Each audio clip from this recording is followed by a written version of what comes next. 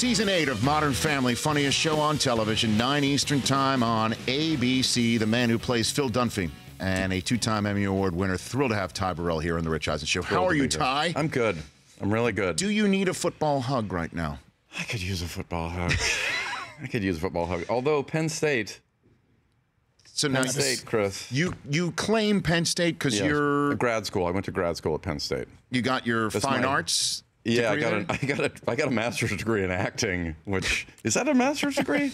Well, I don't know if that's illegitimate. So that means you are 1 degree shy of being Dr. Television. If I could have gotten, like, if I was trying to avoid, going out in the real world and auditioning, so I was just staying in school as long as I could.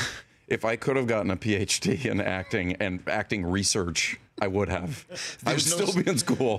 Can we create that Can we create that program? Yeah, I would love that. Professor Burrell. Yeah, Professor Burrell, but not teaching acting. So you got Penn State as your graduate degree. Yeah. So you can fall. Yes, they're on the Nittany Lions. I mean, I'm kind of hedging my bets here, but I really, weirdly, it was actually a part of my thought process when I was thinking about grad school. Come on now, really? Yeah, I'm such a obsessive sports fan that it was between.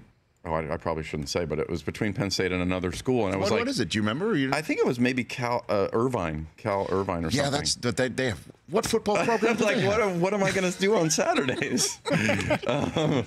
And I'm a huge. It's so funny that I say this because I'm an Oregon fan, and the uniforms. I love our uniforms at Oregon because they're constantly different. Yeah. But I also equally love Penn State. I always love those uniforms for the purity of that. They don't mix and match much. No, they don't do much mix and match. No. So I had already kind of been a little bit of a fan of the team, and the drama department was also fairly strong as a secondary aspect. Now, was Key of Key and Peele there too?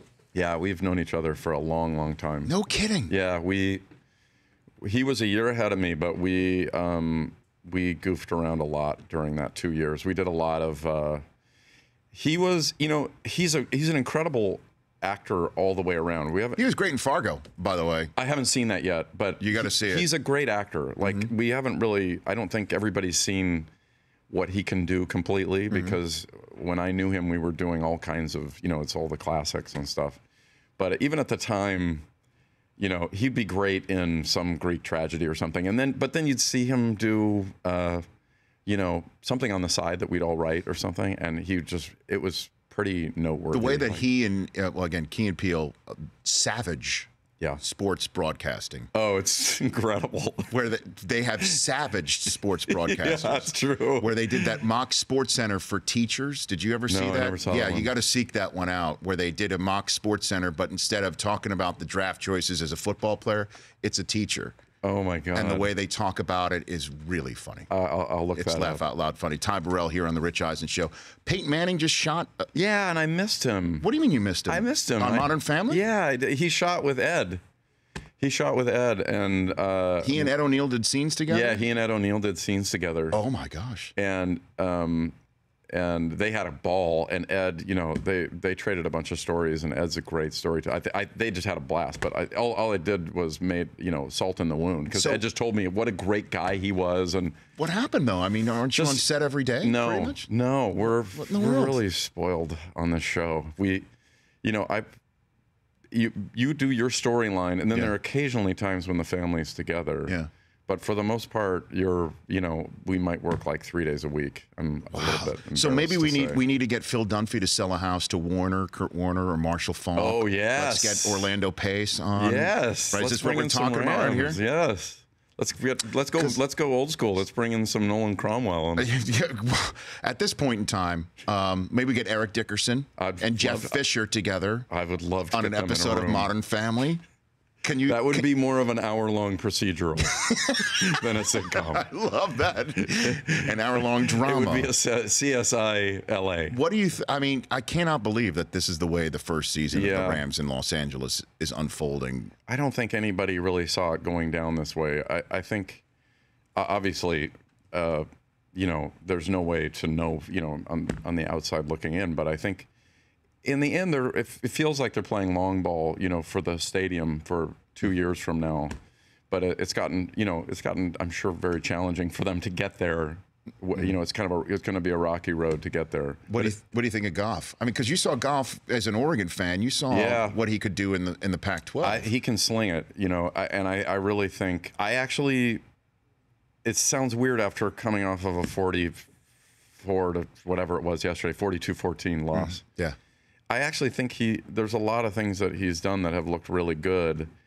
It's tough. It would be really great to put your rookie quarterback in with an offense that is just firing on all cylinders, or at least, is doing well. He steps into an offense that is historically, challenged. And Gurley called it a middle school offense. That was rough. That was... And he says nothing. He hardly puts 3 words together in front of a microphone. It was the shortest rant in the history of mankind. It was a 1-sentence rant.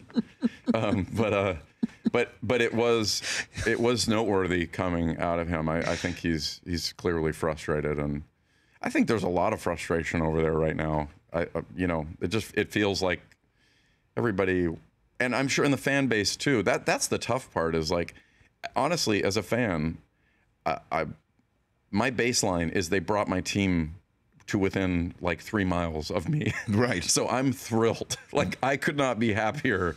I've been a fan since I was a kid. I was a fan in St. Louis and went there. I know. So it was like they're going to have, it would be, I'm on board for all of this, and I'm thrilled that they're even here. But, and all of this is compelling to me. But if you're in the front office, it's obviously not that way, because ticket sales, to get to the stadium, they're in a tough spot, it feels like. Ty Burrell of Modern Family here on the Rich Eisen Show. So you mentioned rants. We're fans of the Rant Rider video that you did for Funny or Die years ago. And folks who might not have seen this, got to go check it out. The Rant Rider, where you play a struggling playwright who athletes and coaches reach out to script their rants. Yeah. So in this construct, Allen Iverson called you and said, hey, I don't like practice very much. Can you whip something up for me? Yeah, he finds his niche. Mm-hmm. Right, he's a terrible playwright. We did 2 of them, and in the second one, it's him getting back to his roots about writing plays. But he's a terrible playwright, and I'm trying to remember what the first one was. I'd have to rewatch it again. But there's somebody who he ends up accidentally sort of writing a rant, and then he becomes the industry standard for rant writing. Well, I think it was either the 2 others. It could have been. You had Denny Green's. It might have been Denny Green. We are who they thought they were. But the Tyson rant. Yeah. Just hearing the 4-letter words that come out of your mouth in the deadpan Ty Burrell style. It's fantastic. I wish I could recreate it. No. Nope. I'd like to have another segment on live radio and television. It's great. But, Jim Mora, Sr. Yeah. He went on another one. I know. Did you hear that? I know. It's funny. We were talking, but I think it's time to do a third version of that. This really talented young writer, Chris Kula, and I worked on it. I think it's time to do a third one, because there is now a little bit of a stockpile of other rants. It's once a week. Yeah. It's once a week where coaches go off. Yeah. Or that one was spectacular, though. The season is not over. Do we have that, Mike Del Tufo? We got that, I think, all teed up here for... Season is not over. Yeah, he just pounded the table. Yeah. His fellow co-host decided that the season was over. And it's got a ton of false leads, which I think could be really... What do you mean? I mean, false endings. Mm-hmm. It's like, and we're done. And then they kind of start to move into the next thing, and then he goes right back to it. And then there's a pause. Everybody's sort of waiting. Is he done? He's not done. That's the best part about it. My favorite part about the Denny Green rant, where, the Bears are who we thought they were, and they left is he's done. He pounds the podium, goes all askew, his hat's all askew, and he just walks off. And then the PR man, longtime PR man for the Cardinals, Mark Dalton, goes, "Thanks, Coach." Really? Yeah, he goes, "Thanks, Coach." Matt Leinart is next. Matt Leinart will be next. Matt Leinart is next. And we haven't had Matt on this show yet. We haven't. But that's the first question. That's amazing. What was it like in the room when you walked in? I was on my phone. What happened? I missed it. Was there something noteworthy? Oh, my gosh. Well, Ty, I love having you on the show. I love your show. You're so talented. Man. You're so terrific. And I want to have you on the next time where your football trifecta isn't the Rams having 4 wins Oregon firing their coach, and you missing the time Peyton Manning comes to the set. It's just feel sorry for me, America. We've got to turn the page here. Let's turn the page. Yes. To 2017. Yes. Good to see you. You too, man. You bet. Ty Burrell. Thanks. Ty Burrell on Modern Family. The Rich Eisen Show, weekdays at noon Eastern on Audience.